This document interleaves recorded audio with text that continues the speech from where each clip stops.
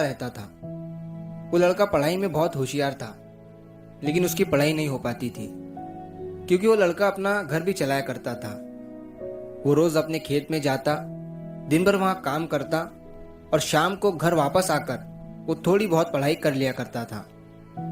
अब जब वो लड़का 12वीं क्लास में गया तो सभी गांव वालों को ये लग रहा था कि हमारे गांव से यही लड़का 12वीं में फर्स्ट आएगा, क्योंकि गांव वालों को भी पता था कि वो लड़का पढ़ाई में बहुत होशियार है। तो 12वीं का एग्जाम आया, लड़के ने एग्जाम दिया और जब 12वीं का रिजल्ट आया तो वो लड़का किसी कारण से एक सब्जेक्ट में फेल हो गया।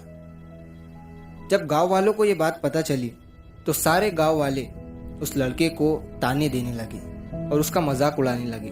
वो जब भी अपने घर से खेत की तरफ जाता तो उस रास्ते पर उसे जितने लोग मिलते वो सब उसे ताने देते रहते।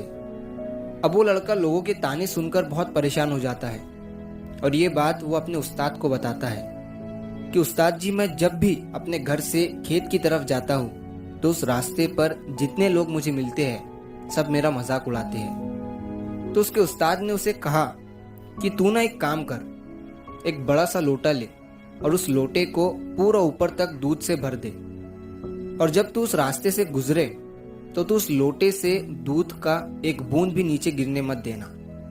लड़के ने एक दिन वैसा ही किया। वो जब उस रास्ते से दूध का लोटा लेकर निकला तो उसका फोकस उस लोटे पर इतना था कि उसे लोगों की आवाज ही सुनाई नहीं दी। वो इतने ध्यान से उस लोटे को लेकर चल रहा था कि उस लोटे से दूध का एक भी कतरा नीचे ना गिरे। इसकी वजह से उसे लोगों के तानों की आवाज सुनाई ही नहीं दी। तो इस कहानी से हमें ये सीख मिलती है कि अपने काम में इतना ढल जाओ, इतना फोकस अपने काम पर लगा दो कि बाकी की चीजों का आप पर कोई असर ही ना हो, लोगों की आवाजें, लोगों के ताने आपको सुनाई ही ना दे। जैसे कैमरा होता है जो सिर्फ अपने सब्जेक्ट पर फोकस करता है, बाकी सारी चीजों को वो ब्लर कर देता है। तो बस आपको भी उसी तरह अपने काम पर, अपने टारगेट पर फोकस करना है, बाकी चीजें तो अपने आप ही ब्लर हो जाएंगी।